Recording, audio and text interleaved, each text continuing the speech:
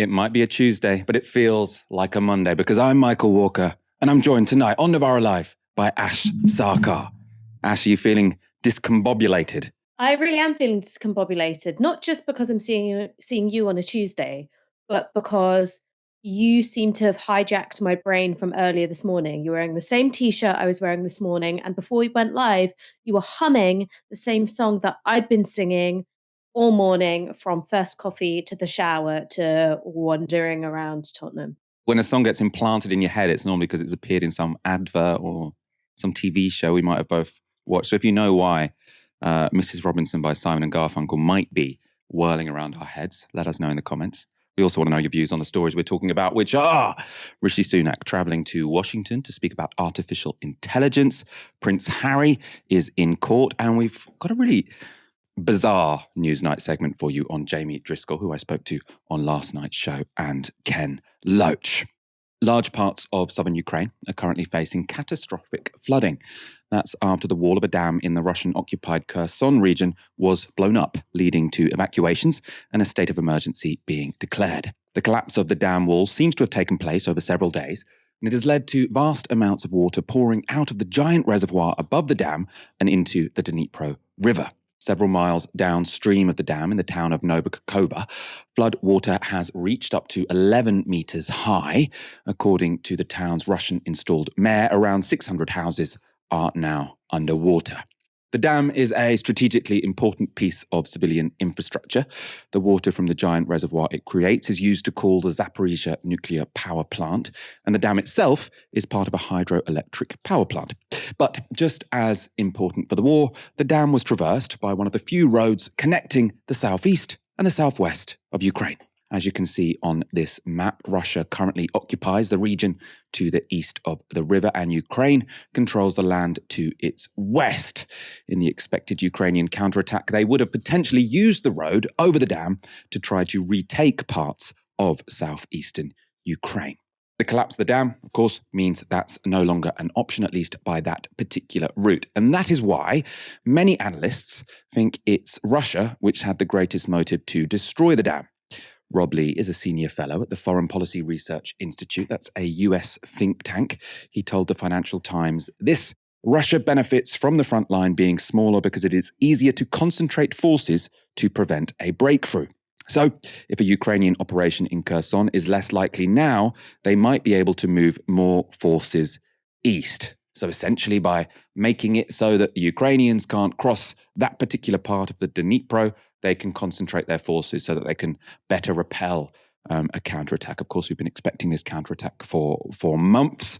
Apparently, one of the reasons for waiting was so the land could dry out after the winter. So you can see why blowing up a dam might make some sense to slow it down. President Zelensky, of course, has a strong idea as to who is to blame. He posted this on social media.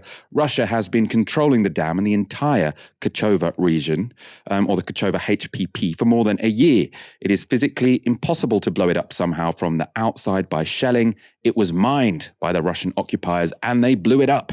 Russia has detonated a bomb of massive environmental destruction. This is the largest man-made environmental disaster in Europe in decades. It is the most dangerous terrorist in the world, and that is why Russia's defeat, a defeat that we'll ensure anyway, so regardless of what they've done to the dam, will be the most significant contribution to the security of our region, our Europe, and the entire world. As you can imagine, the Russians disagree. Speaking to reporters, Kremlin spokesperson Dmitry Peskov said this: "We can state unequivocally that we are talking about deliberate sabotage by the Ukrainian side. Apparently, this sabotage is also connected with the fact that having started large-scale offensive actions 2 days ago, now the Ukrainian armed forces are not achieving their goals. These offensive actions are faltering. We officially declare that here we are definitely talking about deliberate sabotage from the Ukrainian side." So the Russians saying their counterattack isn't going as well as they thought, so they've resorted to blowing up dams. In support of the idea that Ukraine may have carried out this attack, some on social media have pointed out they did admit to considering damaging the dam earlier on in the war. So in December of last year, the Washington Post wrote this about a conversation they had with a senior Ukrainian general called Andriy Kovalchuk. Ukrainian Major General Kovalchuk considered flooding the river. The Ukrainians, he said, even conducted a test strike with a HIMARS launcher on one of the floodgates at the Novara Dam, making 3 holes in the metal to see if the Dnieper's water could be raised enough to stymie Russian crossings but not flood nearby villages. So saying that they did try blowing little holes in the dam. They wanted to raise the level of the river without flooding nearby villages. Of course, this explosion, if that is what happened, seems to have been less controlled because obviously the whole dam has collapsed, which is why these villages are now flooding. That's been shared. It's a very interesting bit of insight from the Washington Post. I'm not actually convinced that admission changes things right now, though. Of course, earlier on in the war, the Ukrainians were on the defensive and so would have wanted to make it harder for people to cross the Dnipro River because they didn't want the Russians to go from the east to the west. Now the Ukrainians are on the counterattack. They don't want it to be harder to cross that river because it's more likely that they'll be crossing the river than the Russians will. Again, this is speculation. We don't have proof at this point. And of course, none of this means the Ukrainian side wouldn't resort to sabotage of key infrastructure, or perhaps more importantly, that if they did, the West wouldn't cover it up. Now, in a piece of interesting timing, coincidental by all accounts, the Washington Post published this report today. US had intelligence of detailed Ukrainian plan to attack Nord Stream pipeline. And this is part of the Discord leaks. It says the CIA learned last June via a European spy agency that a 6-person team of Ukrainian Special Operations Forces intended to sabotage the Russia to Germany natural gas project. We can get a few quotes from that article today. So the Washington Post reports, 3 months before saboteurs bombed the Nord Stream natural gas pipeline, the Biden administration learned from a close ally that the Ukrainian military had planned a covert attack on the undersea network, using a small team of divers who reported directly to the commander-in-chief of the Ukrainian armed forces. Details about the plan, which have not been previously reported, were collected by a European intelligence service and shared with the CIA in June 2022. They provide some of the most specific evidence to date linking the government of Ukraine to the eventual attack in the Baltic Sea, which US and Western officials have called a brazen and dangerous act of sabotage on Europe's energy infrastructure. Now, this is very significant. We talked about the Nord Stream pipeline a bunch of times. Obviously, when it was first sabotaged, all Western media said this was probably Russia, even though it would have made no sense for it to be Russia because it's a piece of Russian infrastructure. Actually, Ukraine would have had a huge motive because they don't want Nord Stream to be ever turned back on, because that allows Russia to transport gas to Europe, bypassing Ukraine. So most of the other pipes go through Ukraine. This bypassed it because it went through the sea. So Ukraine had a motive, but for some reason, the Western press decided to just blame Russia anyway.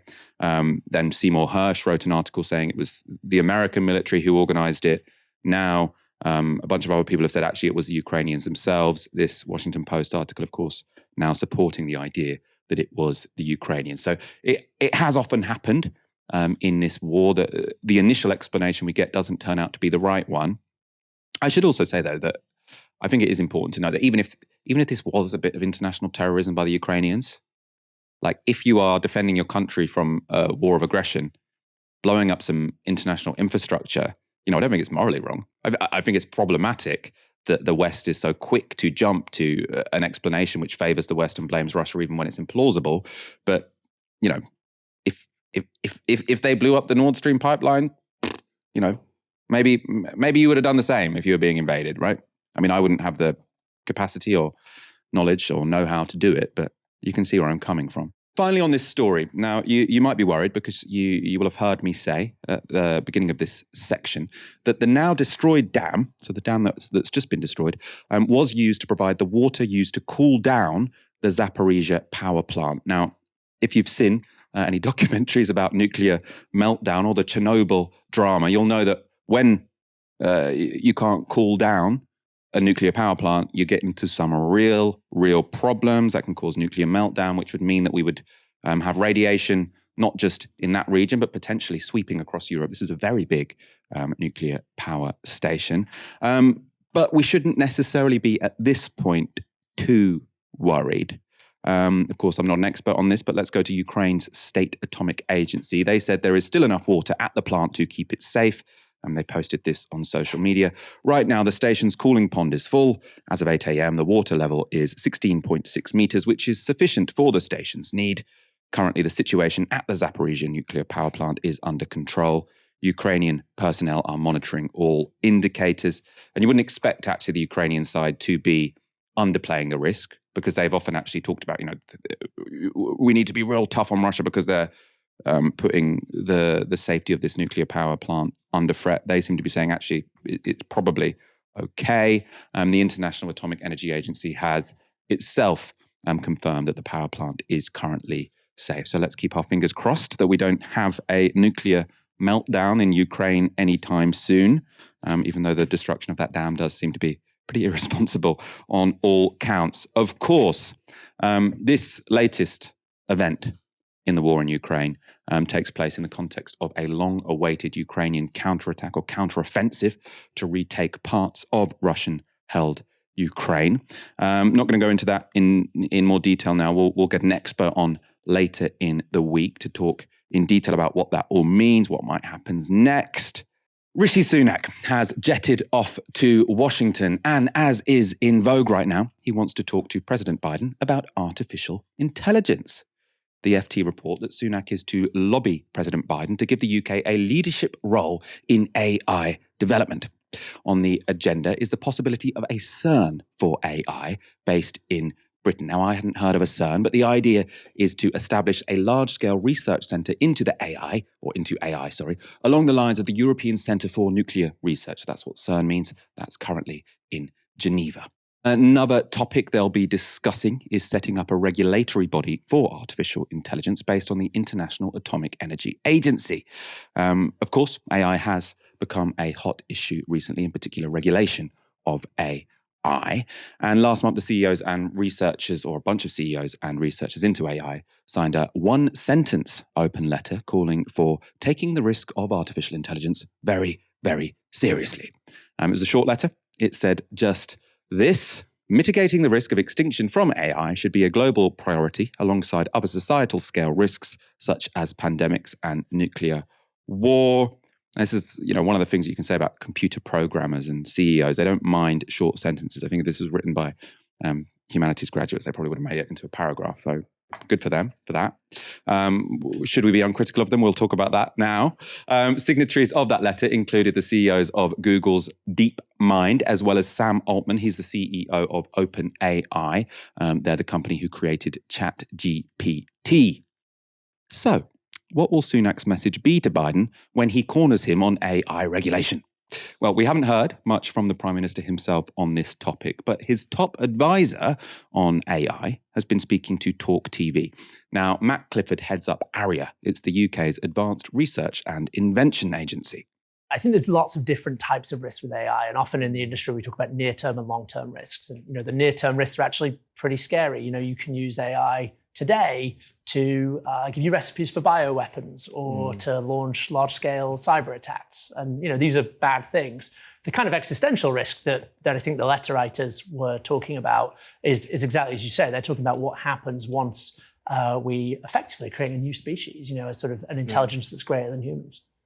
And is that inevitable, in that computers are learning at this exponential rate, or are we able to stop them from becoming clever enough forever? It's certainly not inevitable. I mean, we don't know that we're able to do it. However, the reason that people are starting to get worried, and the reason that even the people making these systems, the people that signed the letter, is that the rate of progress that we've seen over the last 2 or 3 years has been pretty striking. And so I think one way to think about this is imagine the January 2020 moment in COVID. It's sort of very tempting to say, oh, the number of cases isn't going up that much. And that's because we're not used to thinking about these exponentials. Yeah. I think what the signers of that letter are saying is we're on an exponential. Like, these systems are getting more and more capable at an ever increasing rate. And if we don't start to think about now how to regulate and how to think about safety, then in 2 years' time, we'll be finding that we have systems that are very powerful indeed. So the letter that AI advisor was referring to was the one-sentence one we just read you, which means that the leaders of the AI industry and policymakers seem to be in agreement. More regulation is needed. But what form would that take? Sam Altman spoke at a congressional hearing on AI safety last month. Remember, he's the CEO of OpenAI.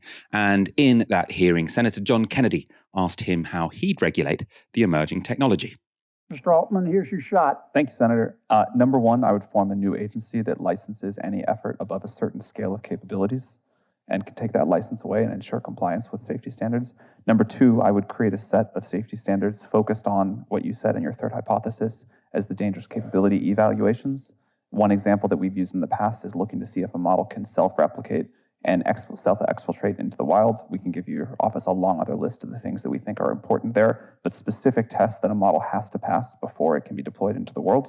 And then third, I would require independent audits. So not just from the company or the agency, but experts who can say the model is or isn't in compliance with these stated safety thresholds and these percentages of performance on question X or Y. Can you send me that information? We will do that. Would you be qualified to if we promulgated those rules, to administer those rules? I love my current job. Cool. Are there people out there that would be qualified? We would be happy to send you recommendations for people out there, yes. Okay. Can you find me a regulator to regulate your own industry, please? It's not a question from a senator that inspires too much confidence that these guys are in control of what they're doing, these guys in this situation being the politicians. And I think it is also worth noting, however thoughtful Sam Altman may sound, and I think he is, it's a really interesting interview on the Ezra Klein podcast a few months ago. Clever guy, but he isn't necessarily a neutral player when it comes to regulating artificial intelligence for the common good. And when Altman travelled to Europe a few days after that hearing in Congress, he spoke out against the EU's planned AI Act, and the FT reported this. Altman said he had many concerns about the EU's planned AI Act, which is due to be finalised next year. In particular, he pointed to the European Parliament's move this month to expand its proposed regulations to include the latest wave of general-purpose AI technology, including large language models, such as OpenAI's GPT-4. The details really matter, Altman said. We will try to comply, but if we can't comply, we will cease operating. So no more Mr. Nice Guy there. That led to a backlash from EU parliamentarians accusing the CEO of attempting to blackmail the bloc into weakening its regulatory framework. Marietje Schaake is a former Dutch MEP who now heads up the cyber policy unit at Stanford University. Writing in the FT, she said this: "Imagine the chief executive of JP Morgan explaining to Congress that because financial products are too complex for lawmakers to understand, banks should decide for themselves how to prevent money laundering, enable fraud detection, and set liquidity to loan ratios. He would be laughed out of the room. Angry constituents would point out how well self-regulation panned out in the global financial crisis. From big tobacco to big oil, we haven't learned the hard way that businesses cannot set disinterested regulations. They are neither independent nor capable of creating countervailing powers to their own." The counterpoint here might be that while you can't let an industry self-regulate if it will only harm other people, so if you're a boss and you won't be affected by the damage done, perhaps then you need to regulate them. But maybe if the industry going awry would harm the CEOs themselves, maybe then you can leave it to them, because obviously the damage they cause will also affect them. And given we're told the big risk of AI is human extinction, maybe Sam Altman et al. Will have a genuine interest in keeping us all safe, because if it all goes wrong, they will also suffer. However, Schaake thinks that logic might be mistaken. This is from the FT again. Within industry circles, the calls for AI regulation have verged on apocalyptic. Scientists warn that their creations are too powerful and could go rogue. A recent letter signed by Altman and others warned that AI posed a threat to humanity's survival akin to nuclear war. You would think these fears would spur executives into action, but despite signing, virtually none have modified their own behavior. Perhaps their framing of how we think of guardrails around AI is the actual goal. Our ability to navigate questions about the type of regulation needed is also heavily influenced by our understanding of the technology itself. She goes on to write, "The statements have focused attention on AI's existential risk, but critics argue that prioritizing the prevention of this down the line overshadows the much needed work against discrimination and bias that should be happening today. Warnings about the catastrophic risks of AI, supported by the very people who could stop pushing their products into society, are disorienting.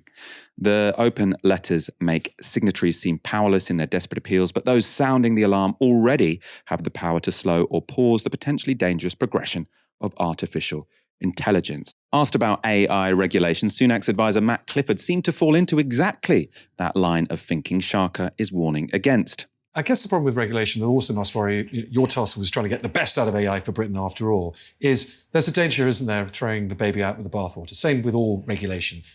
if you regulate, it makes people feel safe. If you overregulate, suddenly we're less competitive. China, the EU, whoever it is going to overtake us, and they could become dominant, not us. I think we need to draw a distinction between two very different types of AI systems. We have what I would call narrow AI, which is where you're solving a very specific single problem, and then general AI, which is the type we've been talking about, where you're trying to build, it's not a great metaphor, but you're trying to build a brain. And I actually do worry that there's a risk, not in the UK, but elsewhere, certainly in the EU, that we overregulate narrow AI. I want it to be that you can go to the hospital and, yes, have a human radiologist, but with an AI co-pilot who is really good at detecting cancers that the radiologist might miss. I think it would be a real disaster to regulate that into oblivion and make that those benefits not possible. I think the general AI systems that we're talking about, though, it really is about balancing the risks and the opportunities. I mean, I think AGI, general AI done right, will be the best thing, the best technological breakthrough our species has ever made. But I do think, every country in the world has an interest in that being safe. And I think that's the distinction I would draw. Let's really let innovators in narrow AI go to the races, but be quite cautious about the general AI. So the distinction there, let's regulate against extinction level events, but everything else we can be fairly relaxed about because the benefits will probably be huge. Save the CEOs, but fuck the workers is basically the model of regulation which is being proposed here. Because, of course, the emergence of a supreme intelligence which is capable of hoarding power, locking out humans from systems that we rely on, making decisions which don't have any form of human input or have very limited human input, that is something that's really dangerous. But what we're looking at in terms of the implementation of what's being called narrow AI will have massive impacts on the labor market. And that is something that the AI CEOs and also, unfortunately, our government are remarkably relaxed about. It was only in April that Jeremy Hunt, Chancellor of the Exchequer, was saying he simply doesn't buy the argument that AI could cause job losses. But that's very different from what Sam Altman is saying. He's saying customer service jobs could be wiped out relatively soon. When you're looking at this kind of class of what I would call the white collar precariat, so not necessarily in blue collar manual working class jobs, but are in relatively precarious white collar office jobs, that is exactly the kind of people who could find their jobs being automated really quickly. So I'm talking about data entry, I'm talking about auditing, I'm talking about certain forms of accounting, I'm talking about even paralegal services.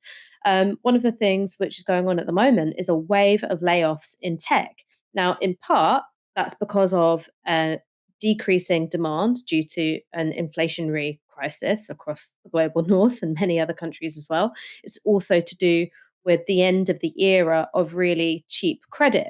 But another aspect of it is that when you can see AI coming down the line and you're seeing the exponential rate of improvement and power in that AI, you're starting to look at many of those jobs in tech and you're going, okay, well, I can see that this job might not exist in a year's time. So one of the things which I think is entirely possible, even if you don't have the emergence of that doomsday lights out scenario, is that a massive chunk of the labor market is just going to get knocked out of the economy. And of course, job losses of that scale don't just affect the people who are employed in that particular sector. So let's say me, little Miss Data Entry, loses her job and can't get another job in that same area because it's all being automated. Well, that has an impact on me being able to pay my bills. That has an impact on me being able to keep a roof over my head. That has an impact on my spending, both on necessities and luxuries. And if that's something which is happening at a scale of, hundreds of thousands, millions of people in a given country, well, that will have a knock-on effect on pretty much every other kind of commercial activity that you can imagine, all while profit is being hoarded by these AI companies who are able to do huge amounts of work that would otherwise be done by humans, all without having to offer a wage in order to get it done. Now, that's something which Jeremy Hunt and Rishi Sunak are currently shrugging their shoulders about. What's interesting about Sam Altman as an individual is that that is something he's thinking about, although his answer to it is this kind of bastard hybrid between capitalism and, little bit socialism. So he goes, okay, well, there's going to be massive job losses. So what do? Is his solution you should tax the fuck out of AI companies? Well, obviously not. He's saying American workers should be given uh, shares in AI companies. Now, that's great if the AI company is on the up, but if a particular AI company is, as a result of mismanagement or a new kind of replacement technology, if what happens to OpenAI is, bit like what happened to MySpace when Facebook comes along, well, then those shares will become worthless, and many of those American workers will have just lost their jobs anyway. Um, I don't think that that's a solution. But it's interesting to me that when it comes to that scale of transformation to the labor market, which sure might not be a lights out doomsday scenario, but will mean the obliteration of people's livelihoods, that our politicians are recklessly complacent.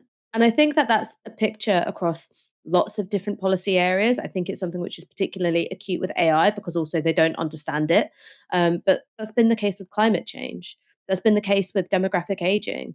That's been the case with the deterioration of our public services due to rentierism, which is you've got politicians who are responding to, I think, a really narrow set of incentives, the concerns of a narrow band of swing voter whose political priorities are shaped by right-wing press and also, the value of their properties. And it means that they don't really have to deal with these kind of, capital I issues, which are glaring down at humanity as an entire species. They're able to go, well, you know what, Workington man or Welwyn Garden City woman or whoever it is that's been cooked up by, you know, this particular focus group doesn't care about it. So I don't have to know much about it. And I don't have to really do anything about it either. I think that what AI sheds a light on is just how warped that set of incentives really are. And that's why you've got the spectacle of AI CEOs begging for regulation, yes, but being able to quite narrowly frame the parameters of what that regulation might look like. And everyone just nodding along like, a set of, you know, cavalier King Charles Spaniels, just like, oh yeah, no, that sounds good. Sam Altman, you're a neutral interlocutor. I think I'll trust what you say. But I suppose in defense of Sam Altman, though, so if our concern is job losses, is that an issue for regulation? Because that's almost kind of like a Luddite argument, isn't it? So let's slow down the technology so people can keep their jobs.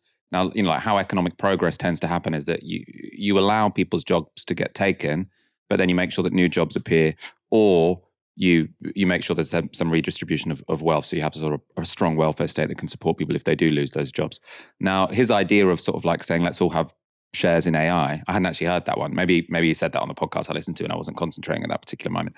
But I suppose in response to what you said there, again, he might say, well, you've said, what's the point in giving the public, or not what's the point, but the downside of giving the public shares in AI companies is what if those companies collapse like MySpace?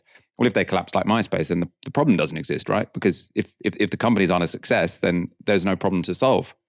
If they are a success, then we get some of the shares of it. So it seems kind of, maybe I'm an Altmanite, Ash. No, maybe you are an Altmanite, but no, the point I'm making is that you can have wave one of AI, which results in massive job losses, and then wave two comes along and makes the companies who drove that first wave worthless. Well, your job is still gone. And on top of that, the shares that you got, which were supposed to, sustain you economically and financially, well, they're worthless too. So that's the point I'm making, number one. I think you raise a good point about, is this potentially a Luddite argument? But when you've got a massive pace of change and you've also got no redistribution, no welfare state, no sense of, okay, how are we going to, catch and hold these workers? That's a really, really bad thing. That's a really, really bad thing. You can see it in terms of the way in which driverless trains are used as a disciplining tool against RMT and ASLEF membership. The threat of automation, I think, is something which does have an impact on trying to force workers into accepting worse pay, worse conditions, and greater insecurity in their contracts. Now, that is something which I think you can regulate, not necessarily that's to do with the AI companies directly, but in terms of how employers use AI, certainly.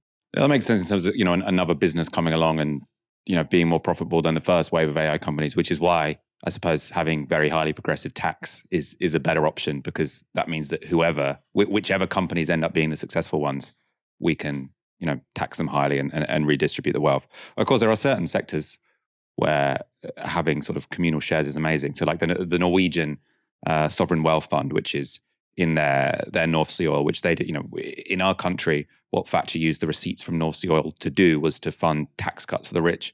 In Norway, what they did was they kept that oil in common ownership, and now they have $1 trillion sovereign wealth fund, which is collectively owned by the citizens of Norway. So in that kind of situation, it works very well. But I suppose you can't really outcompete an oil company. Oil is oil. We can say retrospectively, ideally they would have kept it in the ground, but if you're going to take it out, we did as well. It's better to put those earnings into a sovereign wealth fund than just piss it away in taxes on tax cuts. Sorry for the rich.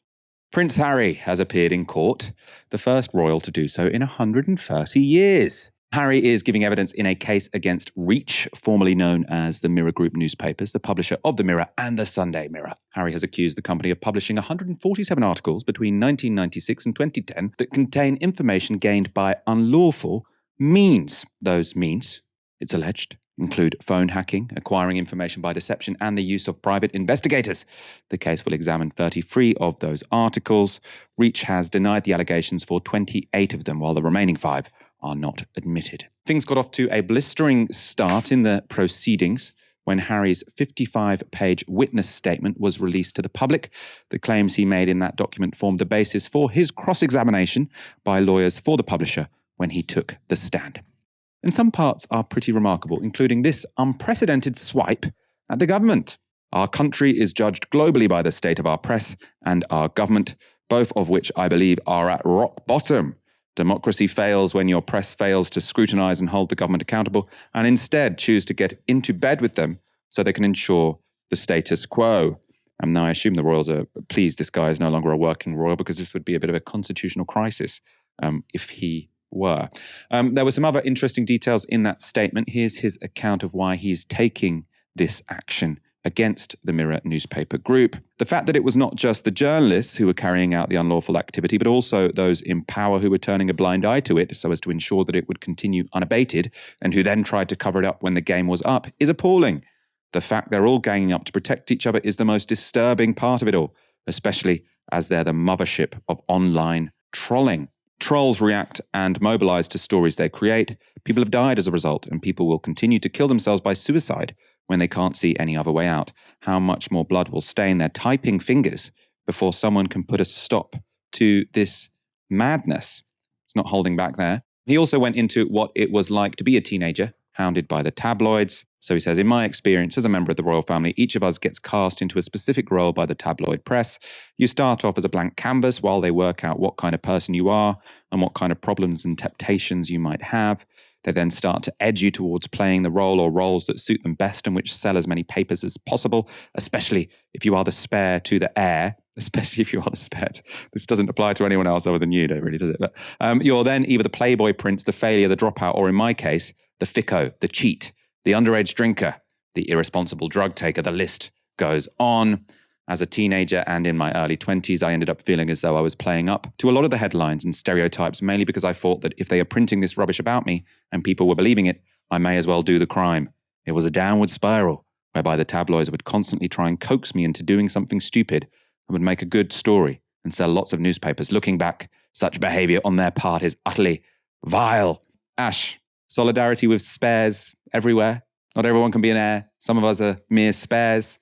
Whenever these stories come up, I sort of struggle to work out who I have less sympathy with. I mean, should I care? Should I care what's going on here, Ash? Critical but unconditional support for Comrade Windsor, say I. I mean, to be serious, I think that one of the things about Prince Harry is that he does have a very compelling narrative. And it is one which I think comes from the heart. And it's saying, I was born into a contractual arrangement between a family which did not love me and the most hideous institutions of, you know, tabloid press intrusion. Right? I was born into that. I never had a chance to find out who I was without it. My every waking moment from my earliest memory was defined by the flash of a paparazzi bulb, stories which had some basis in truth, many stories which had no basis in truth. And I watched that kind of scrutiny destroy the people who I love the most notably his mother. Now, that is something which is true. I think it is an undeniable fact that that is his experience. But the problem he's run into today in the witness box is that that's not necessarily cut and dry proof that the Mirror obtained stories about his personal life by unlawful means, because that's what this lawsuit is about. It's about, did the Mirror um, use phone hacking in order to obtain these stories? And what was really interesting about Prince Harry is that he wanted to return to, I think, many of these very emotive talking points from his witness statements about what it was like to be him growing up. But what the Mirror's defense was putting pressure on is, but hang on, you're saying that your upbringing was ruined by this general picture of press intrusion, but your lawyers have selected something like 127 articles by the Mirror, and you can't remember if you read them. You can't remember if you read them at the time. You can't remember if the people around you read these particular stories. And you can't necessarily prove that these individual stories had the kind of impact on your life that you're talking about. And furthermore, there's an awful lot of contestation about where some of these details may have come from. So, very often in these kinds of royal stories, you'll have source quotes attributed to an insider or a friend or a pal. And what the Mirror are trying to argue is that they had legitimate sources. There were people who were close to the prince, close to the royal family, who were feeding them these stories. Prince Harry is maintaining, no, no, no, these individuals would never have done that. It has to have come from voicemails. Now, there's a really interesting thing which popped up in the court today, which is Prince Harry saying that there was a particular story which appeared in the Mirror in which Paul Burrell, the former butler, I think, to Princess Diana, was referred to as a two-faced little shit. And what's interesting is that this is a moment where he goes, that probably came from a voicemail that I left to my brother. So, in a way, in terms of the case and the direction of this case, which involves not just Prince Harry, of course, it also involves the likes of Doreen Lawrence, the mother of murdered teenager Stephen Lawrence, who alleged that they were victims of phone hacking by the Mirror, is that that's something which is directly relevant to the case. Whereas this other stuff, which I think is compelling, isn't necessarily, because he's talking about how he felt to be a prince. That isn't a smoking gun as to whether the Mirror obtained stories unlawfully. I think the last thing that I want to say is that, of course, it is an inhuman institution. The royal family, I think, is an inhuman institution. It turns some of the most loving and nurturing relationships into ones of competition, suspicion, hierarchy. And I think it poisons, I think, some of the most sacred bonds of family that exist. That's why, even if it wasn't deeply unequal society based on, the hereditary transfer of power, unearned and frankly often looted wealth, even if it wasn't all of those things, I would be like, get rid of it for the good of the individuals at the center of it. Harry, however, wants it both ways. He still wants his title. He still wants his prominence, a prominence which I'm afraid is wholly unearned. Anything that he's done, his philanthropic activities, emerges from the central injustice, which is the position he was born into. And on the one hand, he says, this was a contract that I basically entered into without my consent, but he still wants all the good stuff. He wants less press intrusion, totally fair, but he doesn't want to get rid of the title. And that for me is where my sympathy absolutely stops, which is if you are really about it, if you're really about these values of equality and justice and diversity, all the things you pay lip service to in a Netflix documentary, give up the titles. Give up the titles. That's the challenge for you, Harry. If you're so goddamn honourable, a real spare would give up the title. As you can probably tell, I haven't been following this story as closely as some of the other stories we're talking about tonight, although I just defer to Ash when it comes to stories on the royals and the British press. So I'm very happy you're here, and I'm not going to push back at all. What I am going to show you, though, is one of the weirdest things we've seen connected to this case. It's from Sky News. Of course, cameras haven't been allowed in the court. We don't do that in this country. So we don't have any recordings of Harry's testimony. No problem, though, said Sky, and they gave us this. I believe that, again, as a child, every single one of these articles played an important role, a destructive role in my growing up. To give any confirmation that I can specifically remember reading the articles at the time, I believe would be speculation.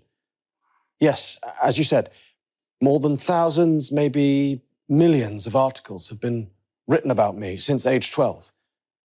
Yes, because again, because it's 20 years ago, I simply cannot speculate how it was and whether I saw these articles at the time. I certainly saw lots of articles at the time.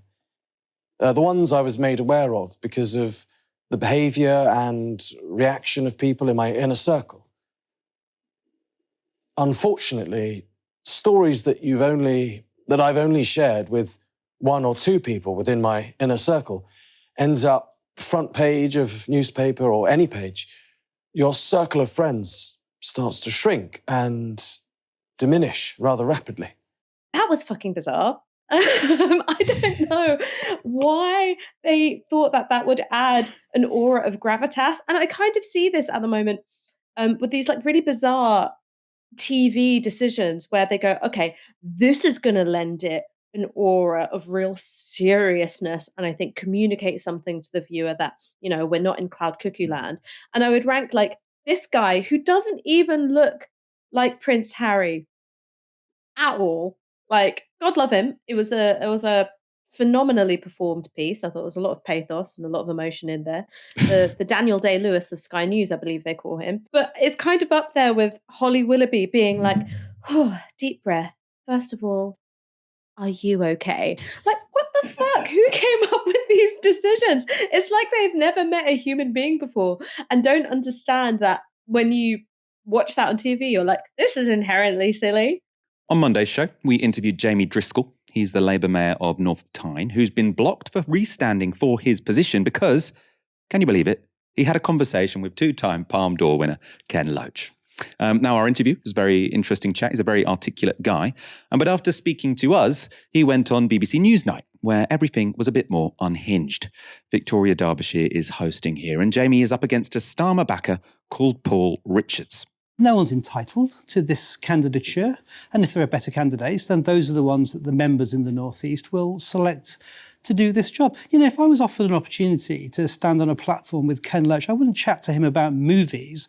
I would challenge him on some of the odious and repulsive things he has said. Did you do that, Jamie Driscoll? Over the last 25 years. Did I talk to... Yeah, I was talking to Ken Loach about film. No. Did you challenge him on some of his views? No, again, I reject the premise of this. You don't turn up to a cultural event and then start talking about something you weren't invited to talk about. Why not? Why not? Well, exactly what are we talking about here? Are we talking... If someone wants to say Ken Loach is anti-Semitic, they should come out and say it and stop all these briefings. But I want to challenge Paul's criteria there about being good at the job. I am a sitting Metro mayor. If I'm not good enough to be a sitting Metro mayor, why has the Labour Party not taken disciplinary action? This is going to damage Labour. He's raising the argument there about I haven't met the threshold. There is no published threshold. It's a different job, Jamie. Jamie, it's not the job you're doing now. It's a totally different job with a much bigger constituency. No, Paul, look, I know a lot more about the North East than you do. I'm doing this job now, mate. And I'm widely respected cross-party. I'll tell you what, Gateshead Labour Group tonight has refused to nominate on the basis of the way I've been treated. independents have put in motions to councils. You sound like David Brent. You sound like David Brent, somehow entitled to do the job. You know, this lot behind me, well, they'll back me no matter what. The rules are there for everyone, aren't they, Jamie? For everybody, even you. Even you should obey the rules. Now, you are showing a total disregard. If you believe in democracy, why not let the members make that decision? I'm not asking to be slotted into the job. I'm asking to be allowed to put my case to members. You've been treated no differently from any other Labour candidate. Every other Labour candidate is asked the question, is there anything there that's going to allow our opponents to beat us up in an election? And you've not apologised for it. You've admitted you did it. It's against the rules and you know that. And now you're pretending that you've been treated differently from anybody else. Which rule says you can't talk to a filmmaker about film? You're making that up, mate. You're making it up as you go along. He was making it up as he go along. There is no rule that you can't have a conversation with Ken Loach about films. What I found more frustrating than that terrible guest, I had no idea who he was. Very unpleasant, he came across to me. But what stuck out to me more was Victoria Derbyshire, who's the host of that show, because she said, did you challenge Ken Loach? You know, you're speaking to Ken. Did you challenge him? Did you challenge him? On what? His opinions on anti-Semitism in the Labour Party. Is Ken Loach now someone who cannot appear anywhere without being challenged on his opinions on anti-Semitism in the Labour Party? Now, I would say no. That shouldn't be something which is a required topic of conversation when you speak to two-time Palme d'Or winner Ken Loach. And ironically, on the same day that Jamie Driscoll was challenged in that way, I got this podcast delivered to my podcast app. Now, it's called In the Studio, Ken Loach. And it was actually a pretty lovely profile of the guy. The host pointed out that Loach was one of the few directors to have won the top prize at Cannes twice. And they talked about his decision to set his last 3 films in the Northeast. That's a BBC podcast. The last of his films is about Syrian refugees in County Durham. Guess what they didn't talk about on this half-an-hour podcast? Anti-Semitism. Now, also on Monday and also on BBC, this time on BBC North East, they featured a profile of Ken Loach. Now, we're going to show you the entire 3.5-minute report, and you can watch out for that moment on this bit of output where the BBC challenged the incredibly controversial director on his thoughts on anti-Semitism. Ken Loach, who turns 87 this month, has been coming here since the 1970s and has been invited back to show his latest feature. How important was it for you to be able to bring the old oak to Cannes? The Cannes Festival is the biggest event in world cinema, I think. As a place to launch a film, nothing compares to it, because people come from all over the world, people write about it from all over the world. There's no other way of getting that attention. Cannes is unique. So how's your French, Dave? Do you want to order? It goes as far as mange tout. I mean, that's about it. No. Eagle-eyed film fans may recognise Dave Turner from a couple of very brief appearances in Ken Loach's last 2 films, I, Daniel Blake and Sorry We Missed You, both of which were set on Tyneside. So how do you go from being a firefighter to a leading man in a Ken Loach film? Genuinely lucky. I'm so lucky. I mean, to be in a Ken Loach film itself is an incredible honour and a privilege. But for it to be filmed in the Northeast, not far from where I've spent most of my life, was incredible. He plays the landlord of a pit village pub in East Durham, which becomes contested territory after the arrival of Syrian refugees in the area. There was a lot of people fought for a long time for this film to be made. So to get a film made on this subject about a community which has people coming from another culture into it is very important. I'm proud of the film and I'm proud of the people in it. For you, for the house, how are you doing? Also starring in the film is Claire Rogerson, a community organiser from Sunderland. You're not an actor, are you? No. I wanted to be part of this film because the story is important, part of an anti-racist story that also centres the experiences of post-industrial places that have just been totally left behind. At least some people are trying to find spaces of hope. My character is not too dissimilar from me. So was I even acting? I don't know. And it's that authenticity that's brought Ken and his long-term collaborator, Paul Laverty, back to the region time and time again. We just can't believe our luck with the North East. And we've just met great people, had great support. you know, and you're nourished by the people who live there, obviously. You know, we show that, we show these communities, you know, it's on screen, it's that accent, it's that rhythm of language. And so it's been a really marvellous way to end the third film. Everyone contributed, you know, the people you see on screen, the people behind the camera, the people who recorded it, the design, everyone. Brilliant experience. But how well we succeeded, I don't know yet. We'll soon find out. We'll see. Well, yeah. Meanwhile, back on the Croisette, Dave enjoys his last day of anonymity.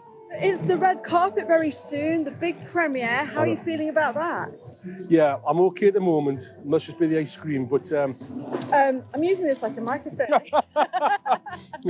Have a good show. Cheers. Thank you very much. Cheers now.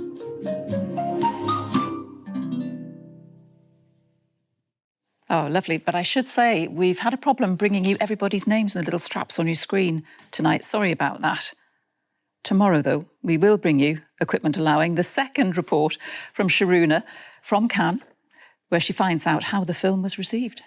Presumably it's in that second, I'm sure it's in that second package where the BBC challenged this vicious apologist for anti-Semitism instead of just doing a fawning profile of quite a good filmmaker, right? You know, when it comes up to, I should say though, oh, we accidentally did this profile of a raging... Ash, those two clips were from the BBC on the same day. So BBC Northeast, this fawning profile of a very well-received British filmmaker. In the evening, how dare you talk to this man about films without challenging him on his opinions on the disciplinary process within the Labour Party? Again, remember, this is a mayor of the Northeast. These are films which are all about that area. That's why it was appearing on BBC Northeast. So it seems very appropriate, actually, for Jamie Driscoll to talk to his guy. I mean, why are left-wing politicians held to a completely different standard to everyone else? Number one, the way in which Jamie Driscoll has been treated has some real echoes of what happened to Rebecca Long-Bailey, which is there is no real reason to knock him off his perch, stop him running again as mayor. There was no real reason to fire Becky Long-Bailey from the shadow cabinet. But the accusation of anti-Semitism or being insufficiently tough about someone else's alleged anti-Semitism is seen as a watertight reason to do something which I think everyone can agree is undemocratic, unfair, and quite nakedly factional. And that's because the anti-Semitism crisis in Labour has been, I think, almost canonized in the press to an extent that you can't question any aspect of it. You can't say, well, hang on, how much of this is rooted in reality? Is it anti-Semitic that Maxine Peake thought that the Israeli police forces had taught the knee on the neck technique to American police forces when Israeli police forces have offered training to American police forces, and both police forces have used the knee on the neck technique?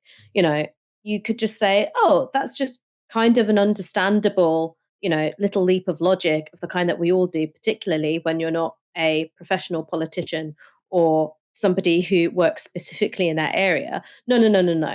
It has to be the most malevolent and disgusting form of racism, because then that allows you to do the thing that you already wanted to do, which is drum a left-wing politician out of a position of prominence. And the same stuff is happening with Ken Loach here. And I think the way in which it's being discussed on Newsnight shows you just how far removed political media has become from reality when they're discussing anti-Semitism, because Ken Loach still is one of the single greatest filmmakers that this country has ever produced. Maxine Peake is one of the finest acting talents that this country has ever produced. But because they're known to be on the left, because they are known to be really vocal in their support of Jeremy Corbyn, and because the accusation of anti-Semitism doesn't have to be, does this person think this thing? Has this person said this thing? It's, can something they've done or said or implied be morphed into evidence of concealing anti-Semitic sentiments in their heart, when that becomes the standard, well, that can happen to absolutely anybody. It can happen to absolutely anybody because the story in the media is already written. It's left-wing, anti-Semitic, left-wing politician too soft on it. And so the minute you assemble the necessary ingredients, that's a story that's going to run and run. And it doesn't matter that it doesn't have a basis in truth. It doesn't matter that it doesn't even line up to the rest of how these individuals are understood, right? What their social and cultural reality has been thus far. Political media will take it and they'll run with it, and they don't care whether it's rooted in reality or not.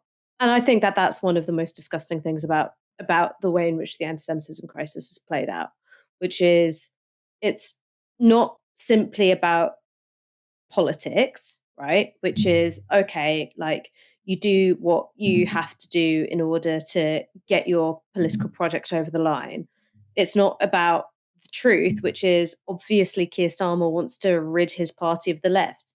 He's ideologically and strategically committed to doing that.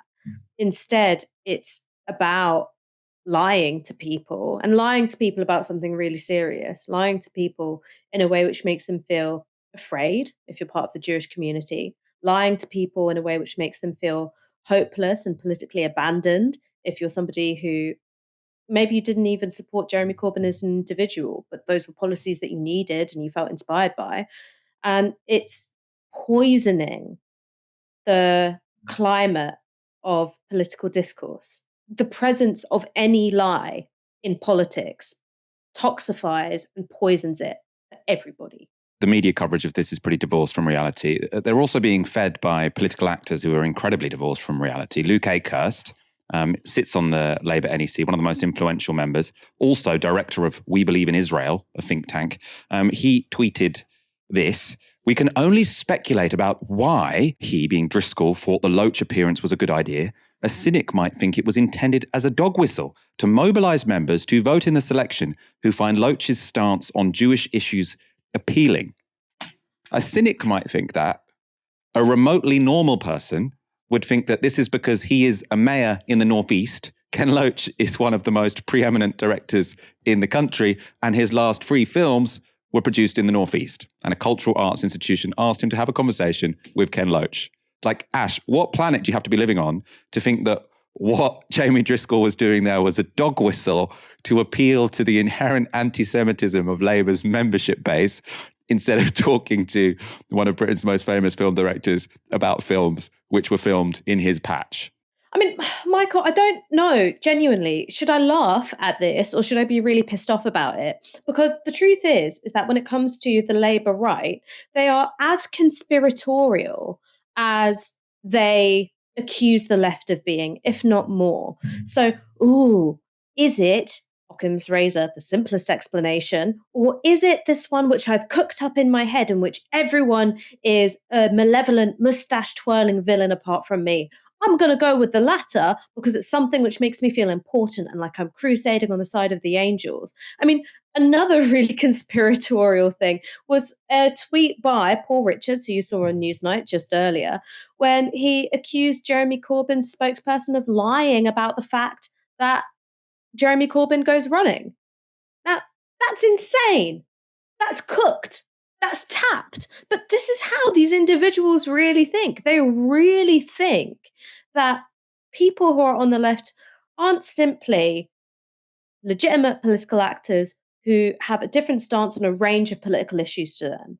They think that their opponents are actually evil incarnate, that there's no shred of decency or honesty or authenticity in them. And it's just, what a weird way to interact with the world. Imagine if that's how you thought about people's intentions all the time. It would make you, I think, deeply maladjusted, on a personal level, maladjusted and weird.